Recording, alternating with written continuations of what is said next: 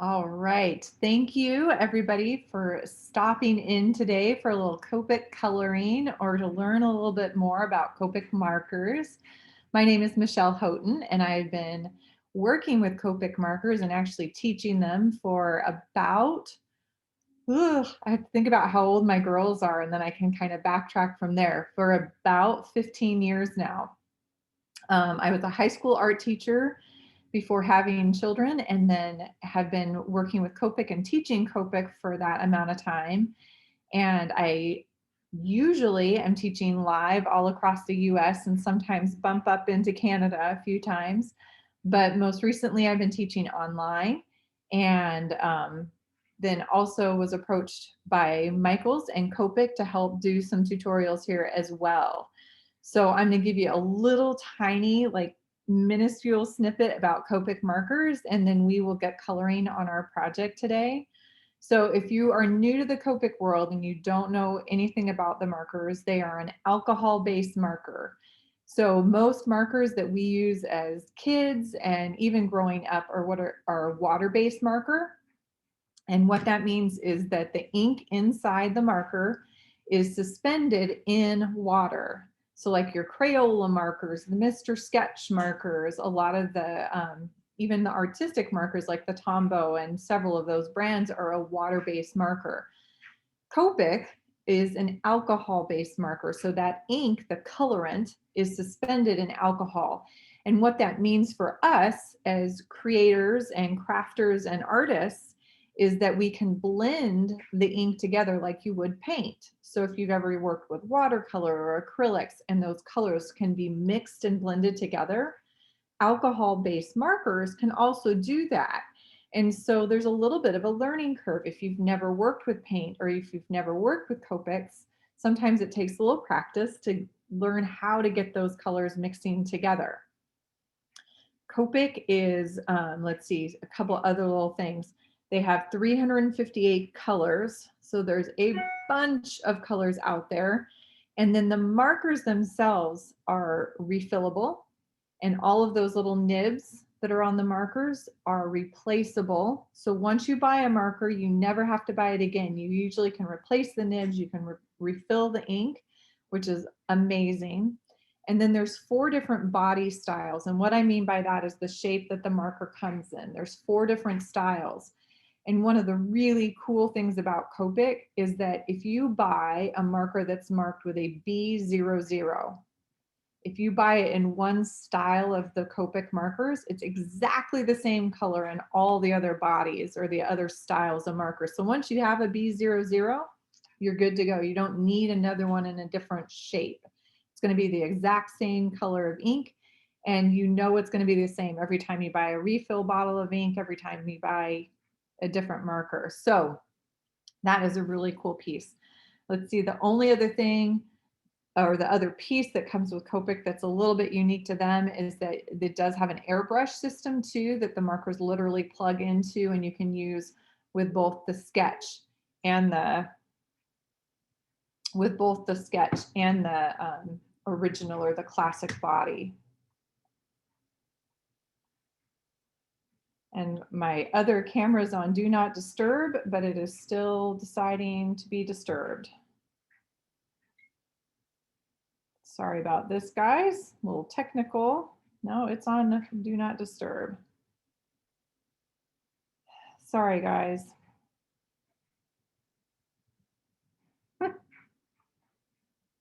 Thank you. So frustrating. I had it all set up for you guys. And no. Here we go.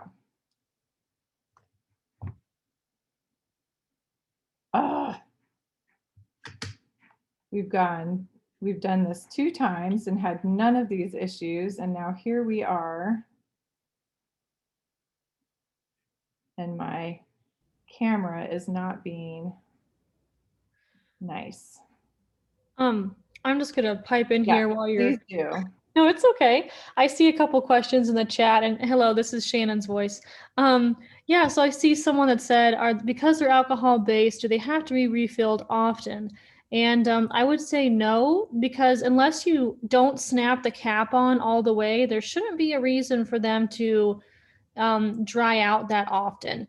And I do see someone said they bought from eBay. And when you buy from eBay, you don't necessarily know where the markers are coming from or who might have used them before. So we do recommend buying them from Copic retailers like Michael's or maybe Blick or an art store, so that you know that they are from Copic and they're not used by someone else before. Because that happens, and I've bought Copic on eBay, and I was very disappointed. So, because you don't know, someone could have used them before, and you just don't know. And then I would also recommend keeping them, uh, making sure they're stored flat. That usually keeps the ink level. That will help keep the ink juicy and whatnot, and then keeping them away from like a super dry climate. So, yeah, that's just my recommendations. But are you good to go, Michelle? Or I am. okay, I just wanted to pipe in while. Oh, I appreciate it. So that was Shannon, and she is over in our chat area, and she works for Copic US, and she's going to help us as you guys have questions. She will type answers as furiously and as fastly as she can. Karina is also in there answering questions for you guys. If they feel like they're seeing the same question multiple times, they will interrupt me and throw those my way too, so we can answer them for the whole group. And thank you, Shannon. Appreciate the help. Yeah, no problem. My phone has decided, even when I put it on silence, that it's going to let people phone through, and I have no idea why. So I appreciate the patience, and hopefully we will not get any more interruptions. All right. Well, if you guys are ready, let's go ahead and we'll shift down onto the table.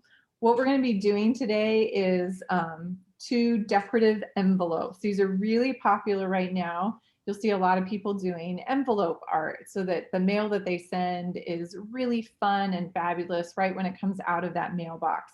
So we're going to be doing 2, and they are completely hand done. These are not pre-stamped images. We're going to create those images ourselves with our Copic marker and some pencil. So the first thing you're going to do, hopefully you have kind of your favorite Copic paper. And what you're looking for is a smooth white cardstock. Okay. And the other piece you're going to need to have to start is the little template that hopefully you picked up. This a link to this template should have come in your welcome note or your invitation into class. But if you didn't happen to see it or catch it when it got sent to you, I know Shannon put it right at the top of the chat room. So it's going to be there, and it looks like she actually just added it again. So for some reason you didn't get this template. Now for me, I just printed this out on standard copy paper. This is exactly what it looks like, and I trimmed around the edges and I just left it like that. If once you've used it, you decide, I actually like this template, it's a good one, you actually could copy it onto something heavier so it lasts a little bit longer or is a little more durable. I would recommend that if you decide you're going to use it over and over again. But for my purposes today, keep it simple, keep it simple. So I am going to just have this on copy paper, and then I have my just a lightweight, smooth cardstock, and that's what I'm going to be using today. And the first thing you're going to do is you are going to trace this template onto your cardstock. So I'm going to give you a little hint here. These are all straight edges. If you take your template and line it up kind of into one corner where a straight edge is along the edge, straight edge along the edge, it's just less cutting for you. So I would highly recommend tuck it into a corner.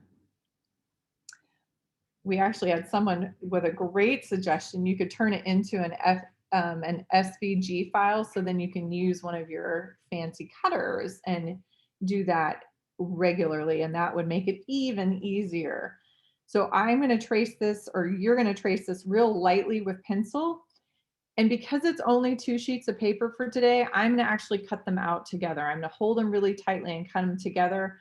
But you guys do, if you want to cut them out separately, you can do that. And I went ahead and traced mine, so I was ready to start cutting. But you guys trace yours with pencil. And I am just going to use scissors today because that's what fits under my camera nicely. But you could absolutely use a paper cutter as well, because these are nice straight edges. So you could go through and cut these out with a paper trimmer and get nice, clean, crisp edges. So I'm just going to work slowly around. I am holding my two pieces together as best I can. And typically what I do is when I get to a corner, I'm going to snip all the way through. So I get rid of all the excess paper as I go. And that for me just makes the cutting way easier. Because then I'm not fighting that little flap of excess paper.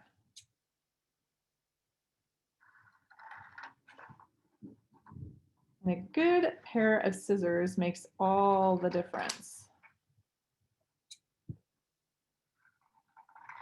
And for something like this, if you're truly using scissors, I like having at least one pair of longer scissors around. I usually use my little snippers, my fussy cutting scissors, but for something like this, it's sure nice to still have one pair of longer guys.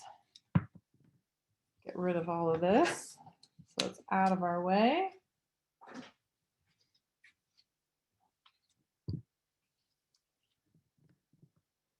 All right. And then the next thing I need to figure out is kind of that face of that envelope, so I know the edges that I'm coloring up to. So I could do that with a ruler. I could take a ruler and do a really super light line kind of from corner to corner, marking off these flaps. But for today, I'm literally just going to fold this. So I'm going to do one at a time. And I'm going to go from corner to corner. And you could, again, you could use a ruler, you could score this, you could use a bone folder. I am keeping it simple today. But I'm going to create those 4 flaps.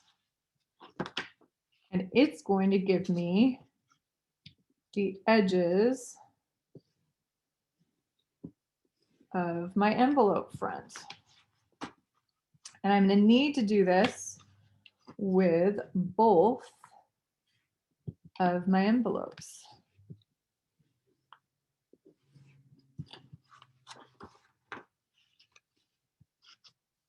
I was seeing people as they were coming into the space today, and we've got people from all over the country again, and a few from Canada.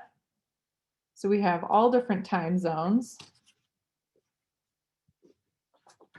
So thank you for tuning in. I know that always is a little bit hard. So I'm starting on my second one.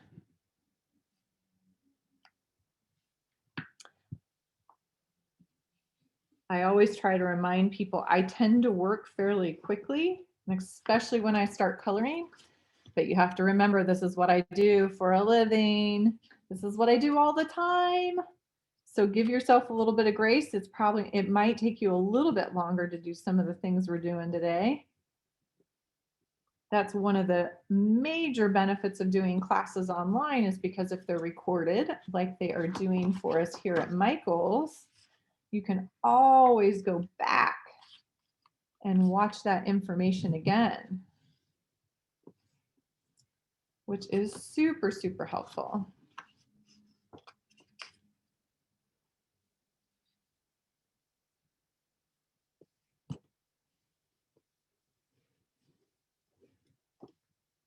All right, so I have 2 little envelope templates now that have these nice sharp creases showing me where my images are going to go right inside those little frames.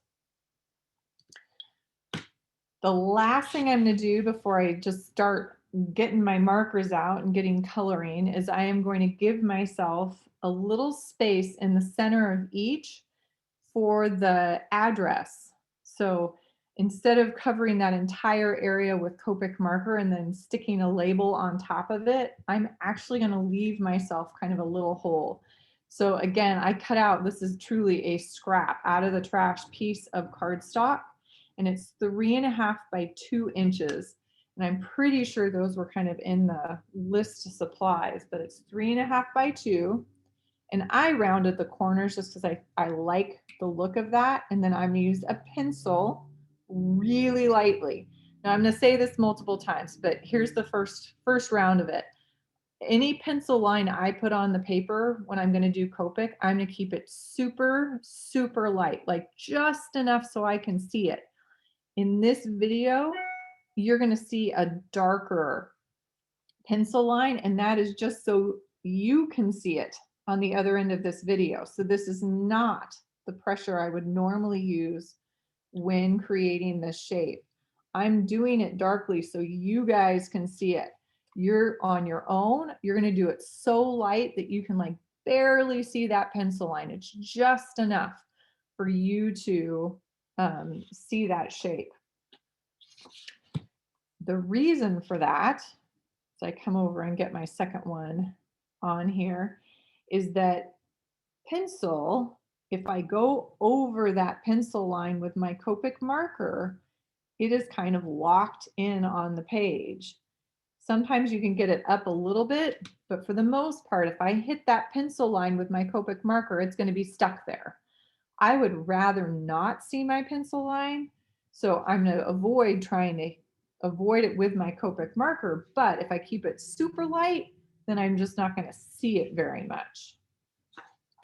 Okay, so we have 2 envelopes. They're folded. We have a little address space kind of set aside that's going to stay white. And now we're going to do some coloring. Because of the technique I'm going to have you guys do for some of the big background area, we're going to jump back and forth between the 2 envelopes. So envelope number 1, we're going to start with this guy. And this is the one we're going to aim for with little flowers and butterflies and stuff on it. We're going to start though by doing the sky and the ground underneath. So I'm going to have you look for 3 of your Copic markers. I need you to look for your blue, and I'll tell you which one I'm using today. I am using a B12. This is the Ciao markers, these little round guys. So I'm going to use a B12 for my sky color today. If you have a different light blue or light blue green, that is going to work great. So pick that guy up. I'm going to suggest one that ends with like a 0 or a 1 or a 2 at the most. So that last number should be really low in your blue or blue-green range. And then I have 2 yellow greens. I have a YG23 and I have a YG63. Now, if you don't have these exact markers, what I'm going to tell you is if you've got some yellow greens, you're looking for kind of a light yellow green and kind of a middle of the road yellow green. So something slightly darker, a light and a medium yellow green, or a light and a medium green. Starting with the blue, open up your broad chisel nib, and we are going to fill in kind of this top portion of our envelope.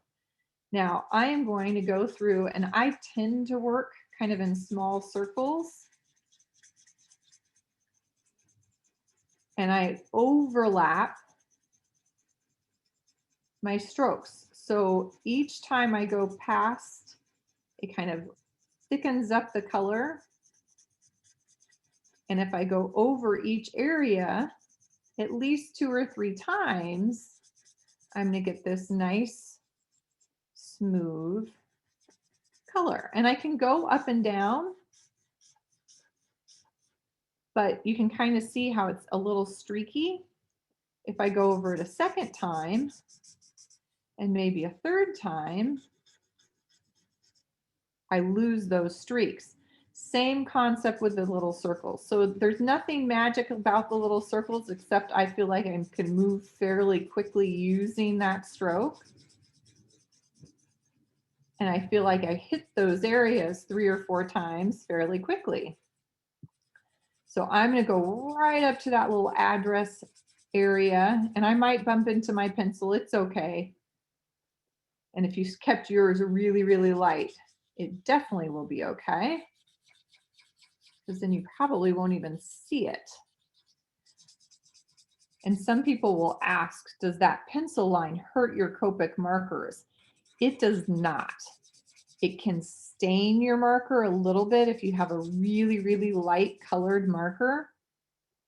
It can stain the nib, that felt nib, just a little bit, turn it a little bit gray, but it is no big deal. It will not actually hurt the marker at all. You don't need to replace that nib unless you are really bothered by that little bit of a gray stain. Now, at some point here, I have to decide how low I want to go. And I'm going to come down almost to the bottom of that label area, that address area, but I'm not going to go all the way underneath it. I'm going to keep it kind of at that bottom area so it doesn't come all the way down below it. So this part takes a little bit longer. And I'm going to tell you though, if for some reason, if you're having trouble getting it to be nice and smooth, the next step I'm going to show you actually is going to give you kind of a trick, a way to make it kind of fun and a little bit looser. So I'm going to come back to my first side because I didn't go quite as low on this side. I'm going to come down a little further so it's about the same level. Now yours could be on a hill, so maybe one side is higher or lower than the other. That's the fun part to me about today, is because we're not working with a stamp, all of these are going to look so unique. And all this fun, colorful mail going through the mailboxes will be amazing. All right, so I have that area blue, and I've got some places where as it dries, hopefully it's going to even out, but it may not. But I already know I'm coming back with another technique that's going to give it this kind of mottled look. So I don't need to worry about that. Before I do that though, I am going to go ahead and fill in the ground. So I'm going to take my lighter yellow green, which for me is the YG23, but pick up your lighter yellow, green, or green. This time I'm still using that broad nib, but I'm going to do little short up and down, up and down, up and down, up and down. And I'm going to create these little horizontal rows that come across and work my way under that little address area. So it's just a little zigzag. It's going to bump into that sky a little bit. And it definitely is not even. I actually can see quite a bit of texture. I can do shorter segments. Some of them can be a little bit taller, some of them a little bit shorter. But what I'm doing from this very first pass is creating some texture purposefully. I want this to look a little bit like grass. So even though I'm doing these horizontal bands, you can see mine kind of scooted up and back down a little bit.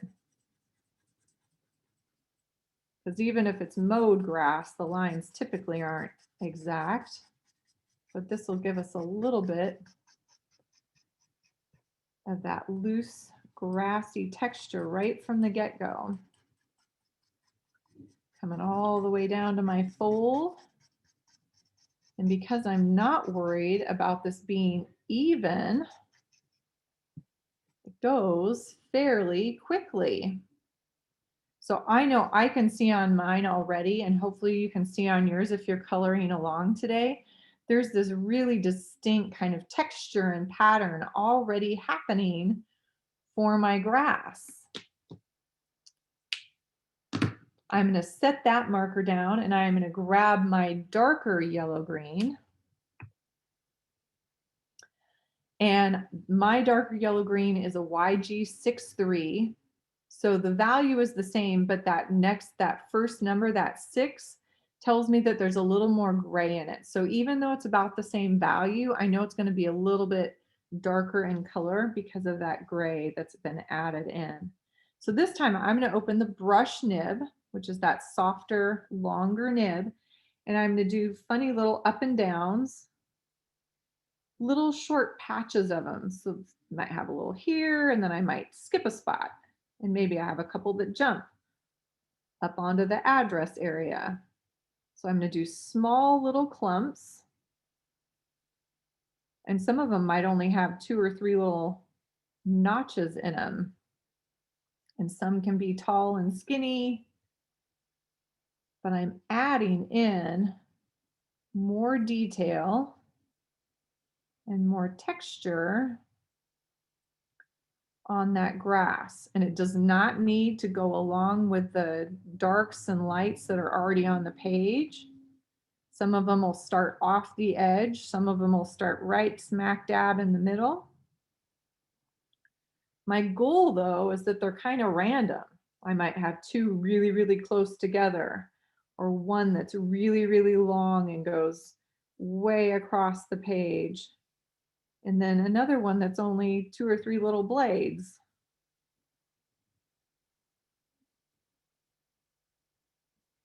And I want to have a couple that bump into that address area. One way down on the bottom edge. And some can be kind of overlapping too.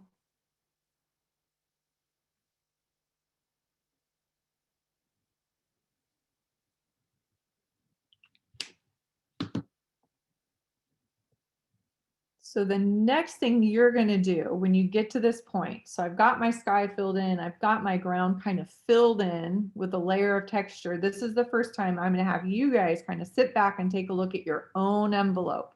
Don't worry about what my envelope looks like. You guys look at your envelope and say, where am I at on this? Do I like this? Do I like the way the texture looks down here? Is it too much? Is it too little?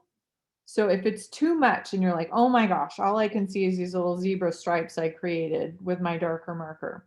So what I would do then is I'm going to take my lighter marker again, and I'm going to do what's called kind of washing over the area. So you can open either end of the marker, it doesn't matter.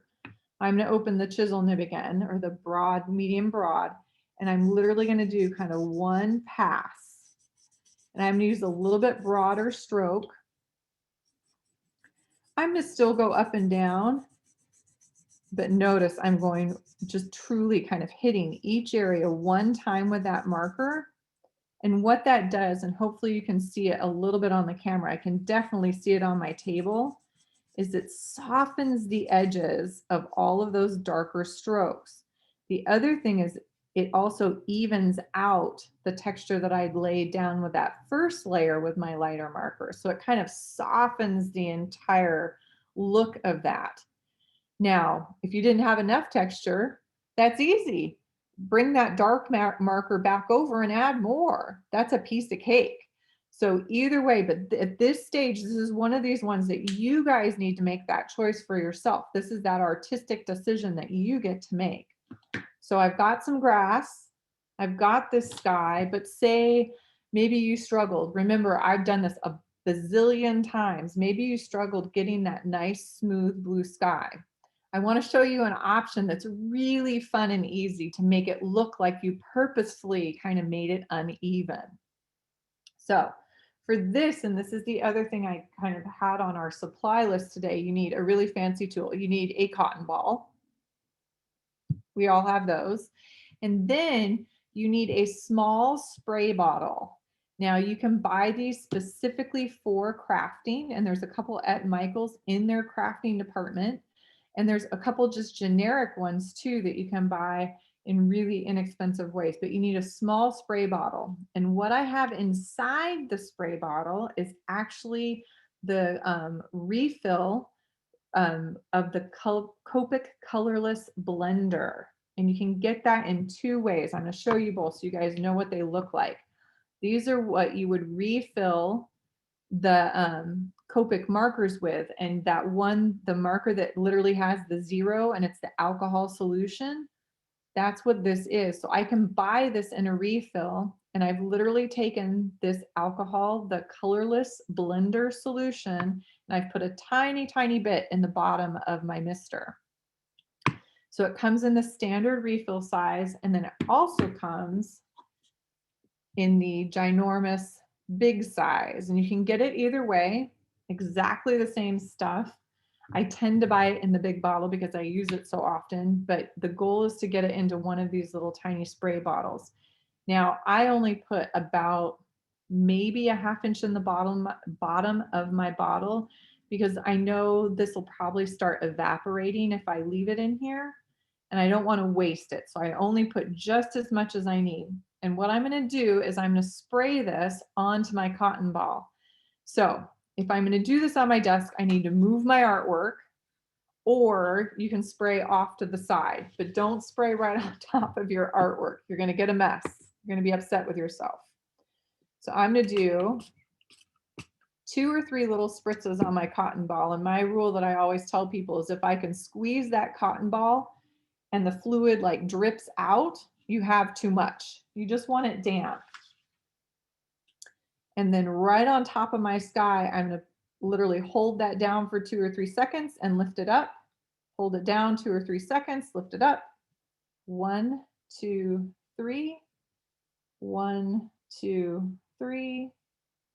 1, 2, 3. And you're going to find as you kind of work your way around, the cotton ball will actually look like it's, you can see mine is not leaving near the same kind of mark it did the first couple times. And I'll let it fade out a little bit, but then I'll add 2 or 3 little spritzes again and work my way all the way around the sky. And what you can do this with different textured items. A lot of people use a little washcloth or terry cloth to give a real speckled look. For skies, I like my cotton ball because it kind of makes it look almost marbled or mottled, I think is the best descriptor word that I have found. And I really think, I'm not trying to get clouds. I'm not attempting clouds, but it's just purposefully adding kind of that texture and unevenness to the sky that looks very purposeful. And I've run into a lot of people that when they try to do a big sky like this, they struggle to get it even. Well, if it's not even, go back in and purposefully create that uneven kind of mottled look to it. And you can do as much or as little with your little cotton ball and mister as you want. All right, so here's the base to 1. I'm actually going to shift envelopes because this is pretty damp right now, and I want to give that a chance to dry a little bit before I add my flowers and butterflies in the sky and along the bottom edge. So shifting this guy off to the side, bringing back envelope number 2. So on this one, we're going to do a different sky. We're going to use that same blue. So for me, it's that B12. But I'm going to have you do one of 2 things. If you do not have a mister with the colorless blender in it and you want to keep going, you are going to grab, hopefully you have your colorless blender marker.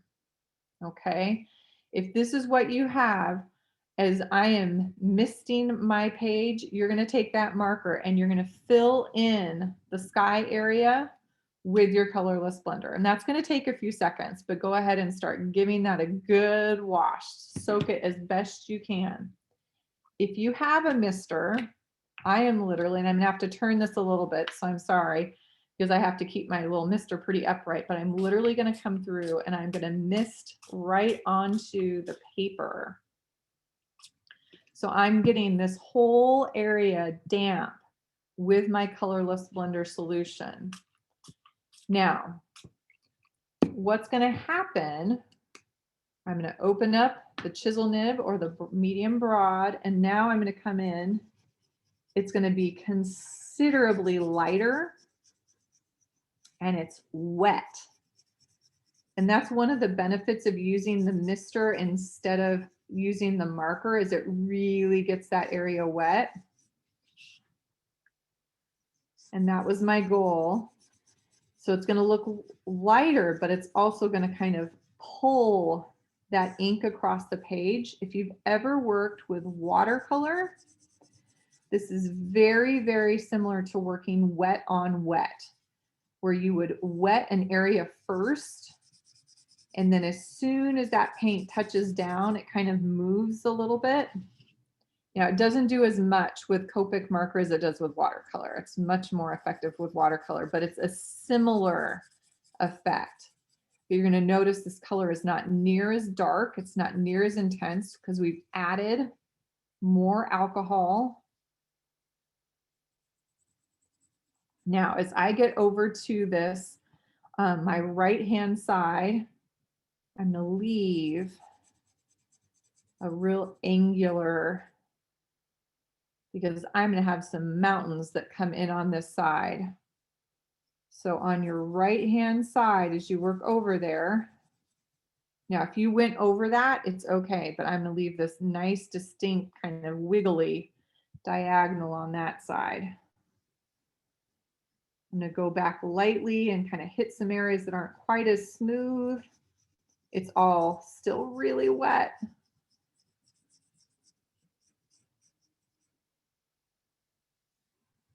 And it's not totally smooth, but it's this much softer looking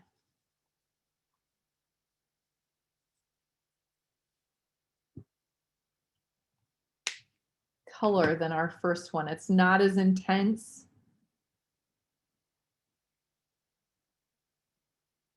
All right. Now this, again, because of the way I saturated it with that spray bottle, I'm definitely going to have to let that one sit. So when we come back, I want this mostly dry because I'm going to give myself some light lines about where my mountain's going to be, where my trees are going to come in over on this other side. And they're going to overlap my sky a little bit, but because of what we're doing with the color, that's going to work really, really well. So I'm going to leave this one for a second, set it off to the side because this one definitely needs a few seconds to dry. And I'm going to jump back over to my fun one that I started with. And now I'm going to go find some more markers. So I am looking for a couple of RVs and a couple of Vs. So the RV, that's the color family. That's the first letters on the marker, and that stands for red violet. Most of us would call these pinks, but in the Copic world, we're going to go for the official red violet. So today I've got an RV13 and I've got an RV06. So I've got a light pink and I've got a medium pink. And so if you have some different pinks, I was trying to remind myself, we've got a whole bunch of pinks, or you could even have like an R81 and an R85. Those would be really similar. They're not as vivid, but they're going to be light and medium pinks. You could have an RV11 or an RV52. Those are really light pinks. The more intense would be an RV04 or an RV66. So there's a bunch, but we're looking for a light and a medium. And then I've got a light and a dark violet. I've got a V000. So this is going to be really, really light. A violet that's a really, really light. And then I've got a V06. This one is going to be pretty bright and intense and a little bit darker. So a light and a dark violet and kind of a light and a medium red violet. And we're going to play with these guys. So the first thing I'm going to do is I'm actually going to add two little butterflies up in the sky. And one of the fun things about Copic is you can use those nibs to create shapes. So before I do this on the envelope, I'll show you guys what I'm talking about on this piece of paper. I'm going to open one of my red violets, and I'm going to use the brush nib for pretty much all of these. I'm going to set that little tip down and then kind of press down and create a teardrop shape. And then right below it, I'm going to do a smaller one. And then opposite, nice big one. And then right below it,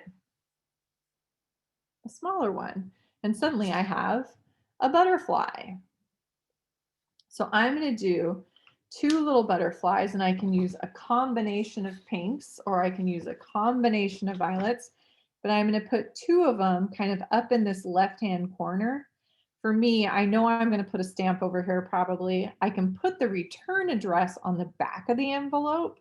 So I'm going to put my little butterflies up in this left-hand corner. So I'm going to put one guy and it'll go right on top of the blue. So it's going to change that color because Copic color is transparent. We see what's underneath it.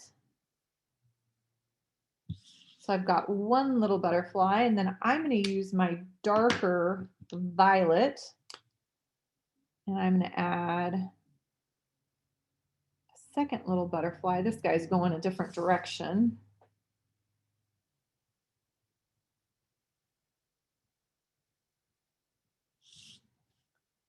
Right, like that.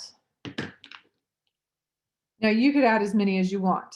I am adding 2, but you play around with that. You may add as many as you want. And then the next little tool I'm going to pull out of my toolbox is a Copic Multiliner. Now, if you do not have this, what you're looking for is a fine sketch nib. So a pretty narrow little sketch pen. This one happens to be a 0.3, which to me is a really nice in-between size. 2 options on the butterfly. You can add antenna, and I'm going to do that on both of my little butterflies so it's even more clear that they're a little butterfly. And then if you want, you can add little flight trails. So you can add little dashes. So this is what it looks like without. I'm going to bring over my finished one so you guys can see. So this is what I added onto mine. I added little trails of dashed lines that kind of show where they're flying from. So up to you if you want to add those or not. And all I did with those is they're just small little dashes. And butterflies, think about how they fly. They flit. So they kind of go up and down and around. And mine will fly kind of from off the edge. And they cross over. This guy just has kind of a swooping path, I think. There we go. And while I have this out, I'm actually going to come in and add, I'm going to add these funny little stems coming from the bottom. This is really just a playful design. It's not realistic. I'm not trying to make it look like a realistic garden, but I'm going to come along the bottom edge and I'm going to add fun little stems coming up from the bottom of my envelope. And each one can be a different shape and go different directions. So some of these will be shorter. Others will be longer. Some might wiggle or curl, but I'm going to vary them as I go down. And again, I'm trying not to, what's hard is to not do kind of a repetitive 1, 2, 3, 1, 2, 3. I'm trying to make sure I don't do that, but it's very hard not to some extent.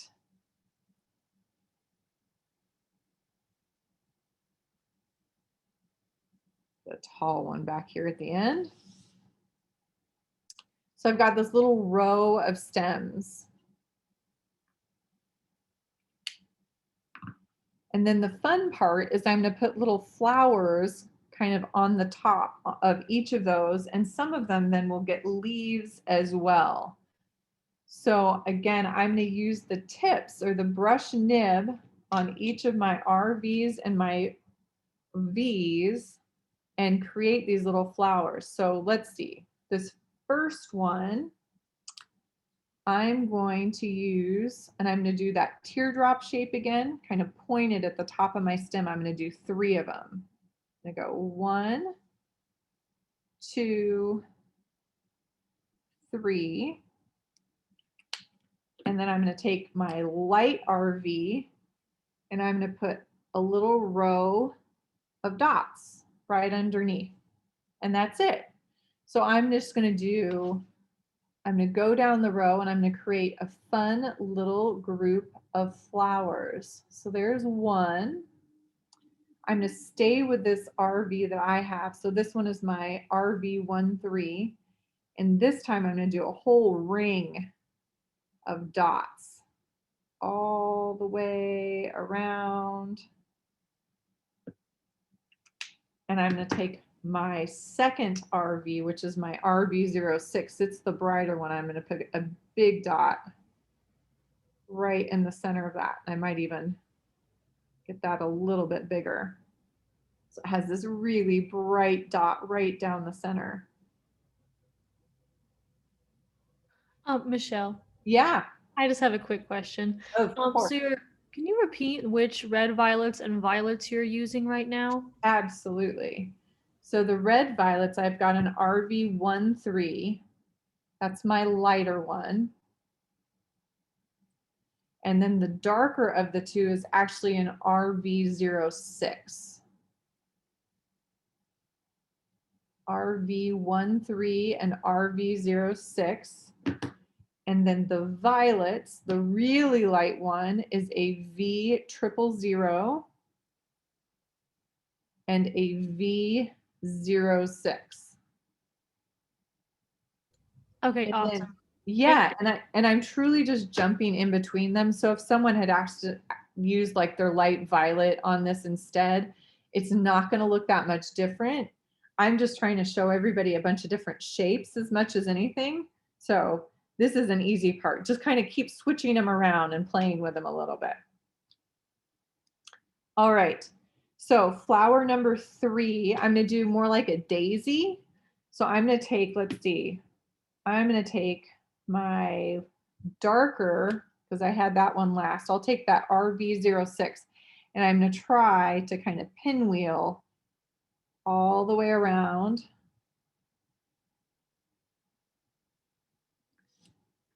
Kind of a center point. And I'm going to have to turn my envelope. I'm trying to keep it upright, but it's just not going to work. I would encourage you to keep turning yours as well. So I have that big open daisy. And then I'm going to use my violet, the darker violet, to come in and add a center.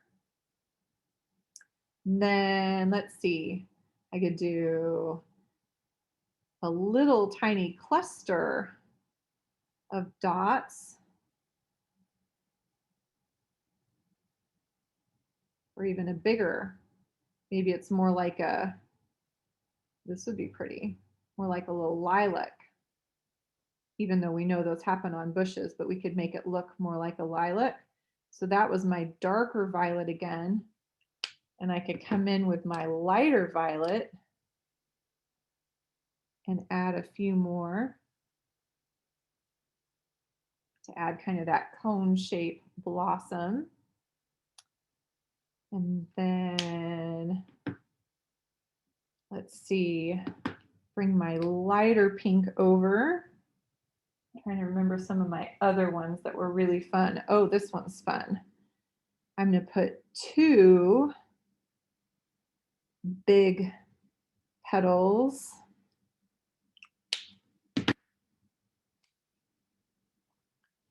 And then 3 kind of big dots. Not sure what kind of flower that is, but it's kind of fun. I'm going to do kind of 5 big dots. And then with my lighter violet, I'm going to come in and do the center. And then also do some petals. So this one will be real big.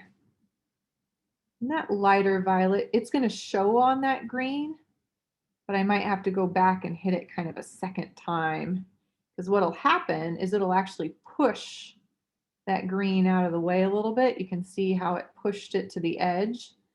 So it'll still show up. It's just really faint. I'm just working my way down the row. I think I'll come back in and do another one of these little guys that kind of just pinwheels. Big center. And little dots going all the way around. That one goes kind of behind that flower, so I'll add that. Do another little kind of tulipy guy. Some little dots at the base. I'm thinking I really like that little kind of cone shape. So I'll do another one, but this time I'm going to do it with my pinks, my RVs.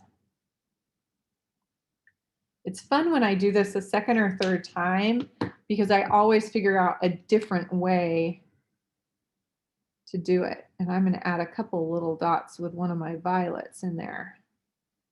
I like that a lot too. Let's see.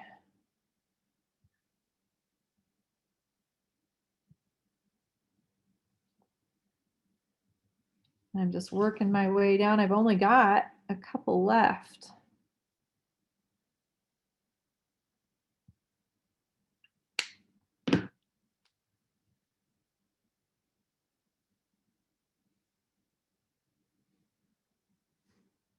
Add little petals in between.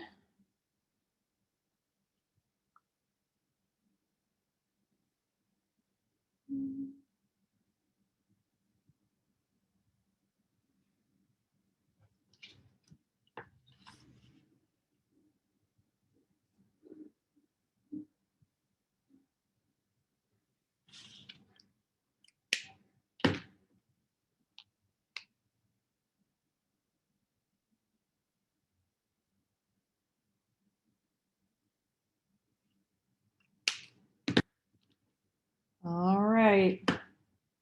For me, my last little one up here. Let's see.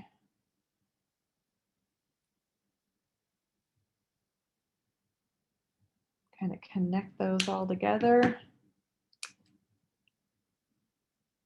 A little base at the bottom.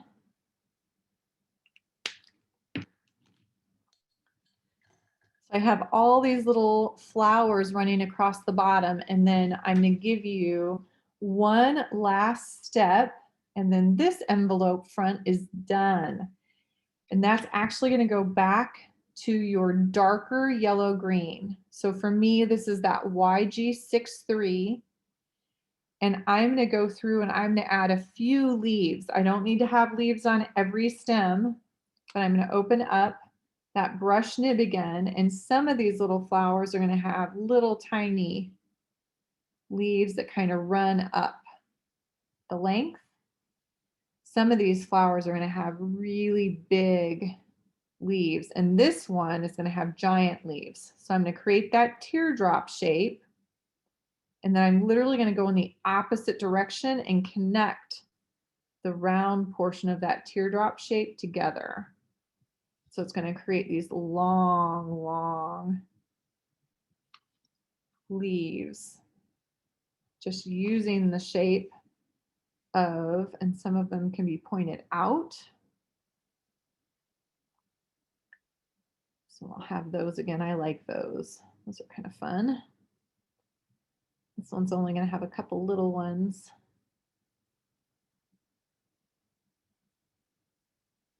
Where else do I need leaves? Oh, I think this guy has kind of that little piece underneath the flower. I like that too.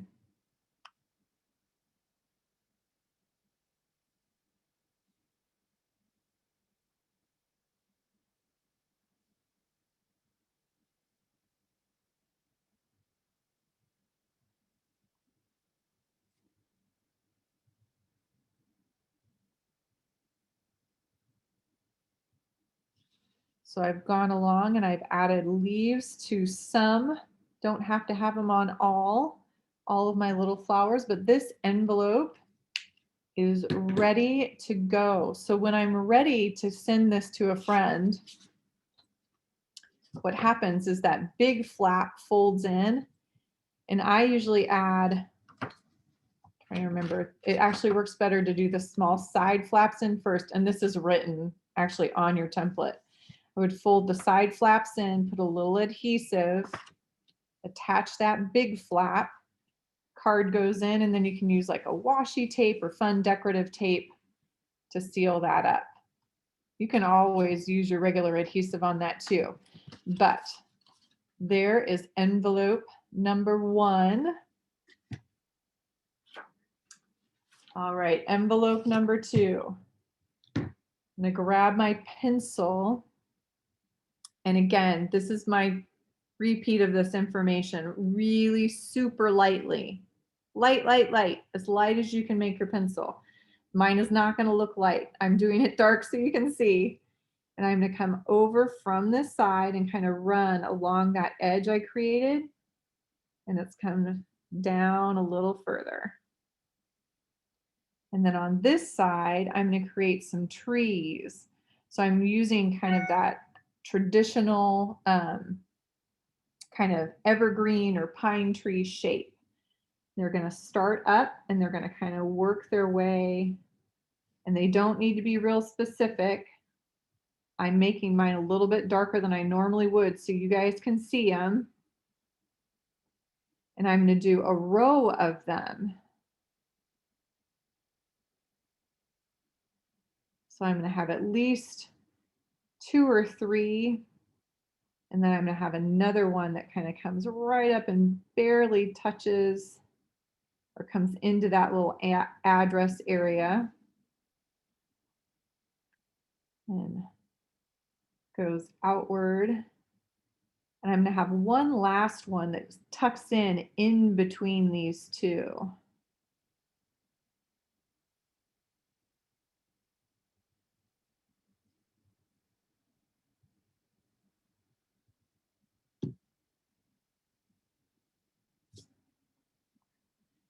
And I'm going to erase the edge of my little address area because mine is so dark.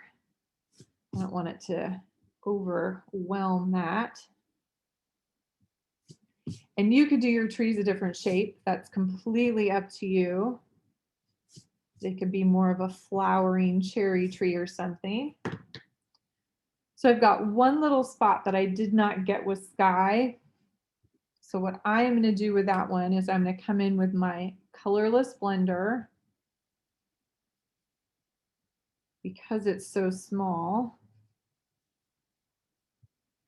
I'm going to wet that.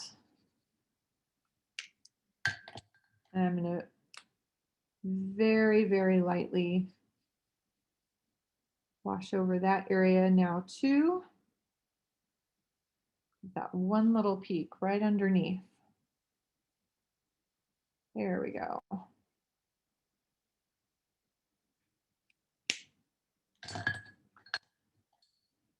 All right. So I'm going to need those greens that I used on the grass, and then I'm going to find 2 more markers. I'm going to use 2 blue violets. I've got a really light one, and my really light one is a BV31. So another one that if you don't have the BV31 that I use a ton is a BV20. That's going to be very, very equivalent to this. And then the second one is a BV23. So, and the reason we chose these specific colors is because they all do come in a set together. And that's why I'm using very specific colors. But I have a very light blue violet, one that ends in the number 1. And then I have a kind of a mid-tone or just barely darker, which is a BV23. So the very first thing I'm going to do, and actually we're getting close, guys, so hang in there. The first thing I'm going to do is I'm actually going to color in that little mountain range. You can use either end of that lighter blue violet. I'm going to use my medium broad or chisel nib. I do not need this smooth. I'm going to kind of work my way down the slope. And I'm just doing back and forth. I'm not trying to circle. It actually will benefit me this time to keep this not quite so smooth.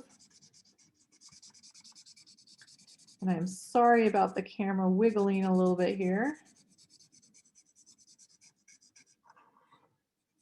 I can see it.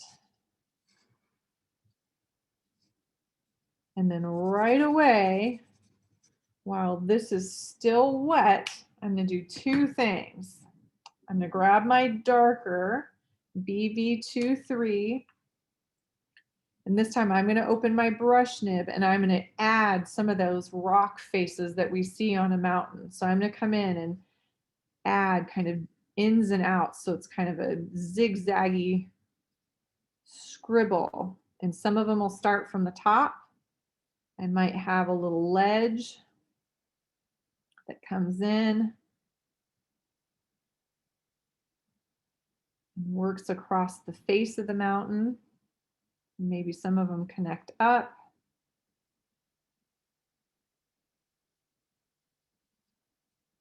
And some of them can be broader. And your mountain can be as dark or as light as you want it. So you can add as much or as little of the darker BV, that blue violet. And then I am definitely going to soften this. I don't necessarily want it this dark. So I can do two things. I'm going to first of all take my lighter blue violet, and I'm going to go kind of right over the top of those darker areas. I'm not going to go all the way across in a full wash. I'm just hitting those edges and kind of working my way around. It's going to soften the edges of my darker color. And then I'm actually going to come in with my colorless blender. And in some of those lighter areas, I'm actually going to come in and push that color even more. So I'm just going to scribble back and forth into some of these light areas. You don't have to do every one, but it's actually going to lighten those up even further. And again, it's going to kind of smush some of those colors together. But it adds this whole third, fourth, fifth layer into all those little facets on the mountain.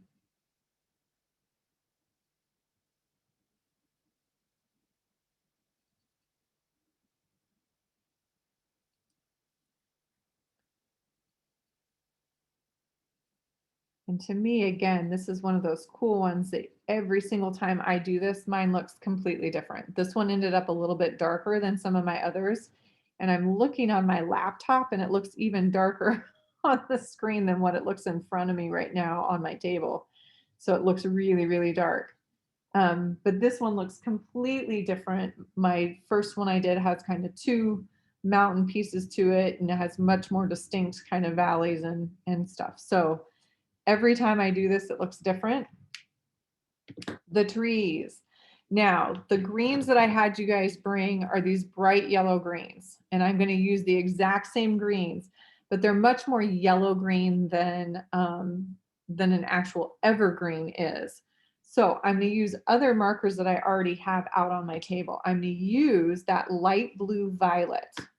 So my BV31, and I'm literally going to fill in 3 of the trees, the 3 that are closest to me. So I'm going to open up the broad nib again. It goes right over that little sky piece. And I'm going to do this in kind of rows. And this is going to disappear, so I do not need this smooth at all. I'm going to put this base layer down because it's going to change the color that I put on top of it. Here's tree number 2.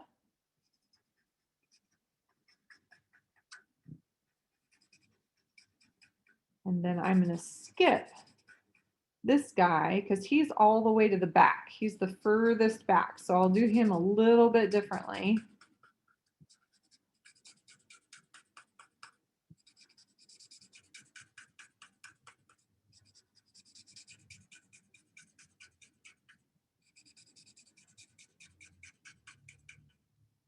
And there is tree number 3. Step 2 is just as easy. I'm going to take my lighter yellow green and cover up exactly what I just colored. So broad nib, up and down, kind of in those sections. And as I get to those edges, I can make them a little bit rougher if I want. But it's going to create those tiers or those levels that we sometimes see on an evergreen. And obviously this is a very simplified version of an evergreen, but it's going to give us that feel. And we're going to add one more layer on these guys. And then these front 3 trees are done. We just have 1 tree to go.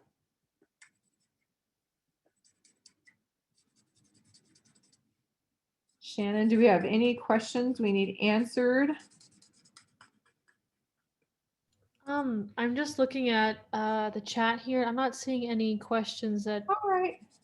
just yet. I think a lot of it is to do with the set you're using, which is the Ciao 36C colors. I believe so, yes. That sounds Yeah, right.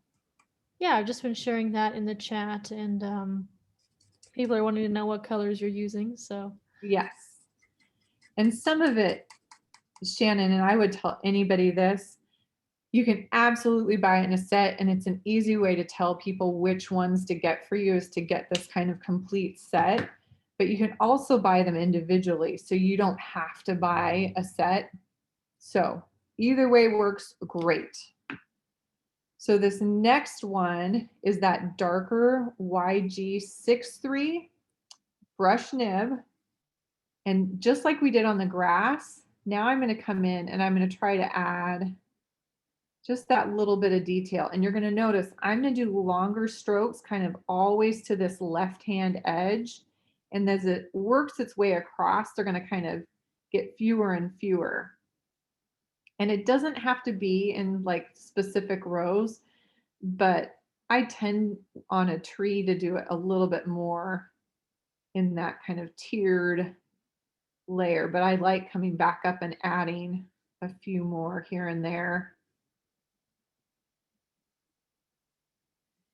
When I get to my second tree, I'm going to make sure that I get some of this dark color, especially on that left edge where it's coming out from behind that first tree, so I can really see how that second tree is sitting behind this first one. But I'm just doing it in these light little up and down strokes to give it kind of that feel of those pine boughs. And then I've got my third tree, and again, this one comes out from behind and then comes to the front.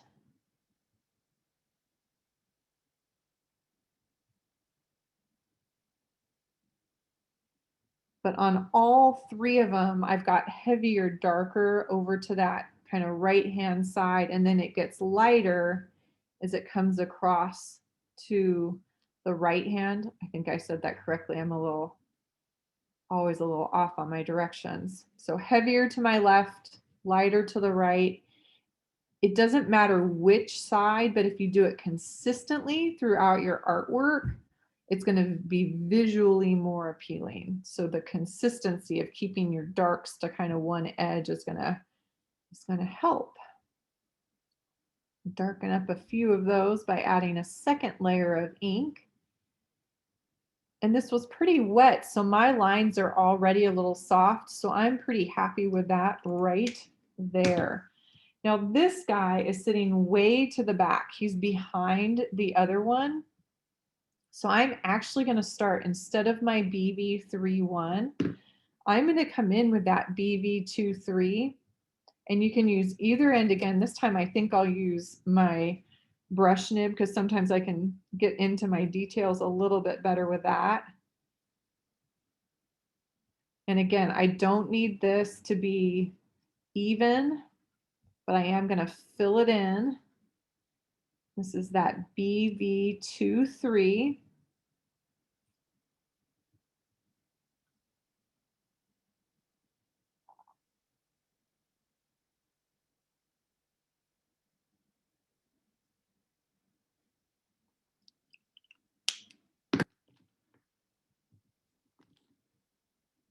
My darker yellow green.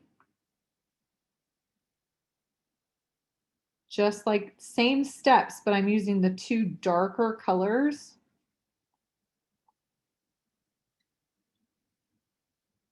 And because that blue violet is uneven, when I come back in with the yellow green, we already see some texture.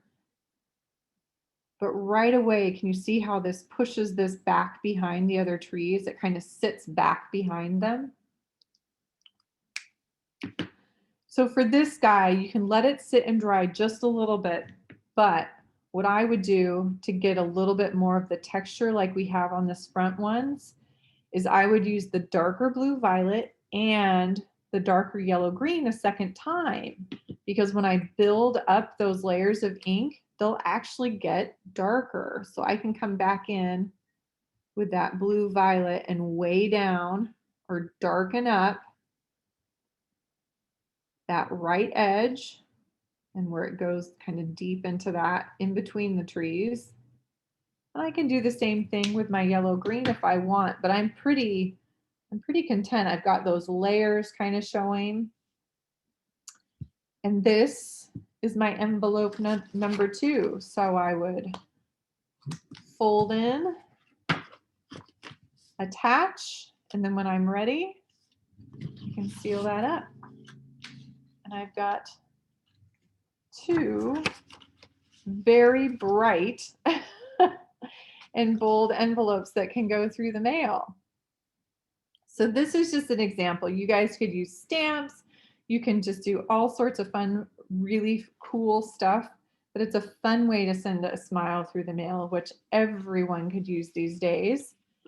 And then we'll ask for questions here in just a second about Copic in general, but I'll go ahead and stick this under the camera so you guys can get a good big shot of this. I've got 2 big long lists of where to find us. So Copic, these are all places that you can find Copic, and these are all the US, the people that are working here in the US. This is all of their links for all of the places you can find them. And then this is all the places you can find me. So if you're interested in any of my online classes or watching my blog, the easiest thing you could do is follow me on my actual blog, which is the Scrap Weaver. And then I have a newsletter there that goes out for all my information and classes, but these are where you can find me elsewhere. And then Michael's has this fun thing that if you're creating anything from our classes, if you hashtag it with Make It With Michael's, then we can find you and see the work that you're doing from this class or from any of the classes that you are taking from Michael's. All right, so I will leave that there for a second. If people want to get a better shot of that or take a little screenshot, they can, or copy any of those down. But if anybody has any questions, we'll finish up with those and then we will call it a day. Do we have anything we need to finish up with? Yeah, I think people are just kind of getting ready to log out and Yeah, whatnot, but we will be having another Copic class next month, actually, and I will actually be the teacher for that one. So, yeah, excellent, stay tuned Shannon. for. Oh, sorry, what, Michelle? No, I just said excellent. Yeah, so well, I'll be showing how to actually draw a flower bouquet next month in June, and then in July I'll show how to color it. So there'll be some drawing portions and some coloring. Yep.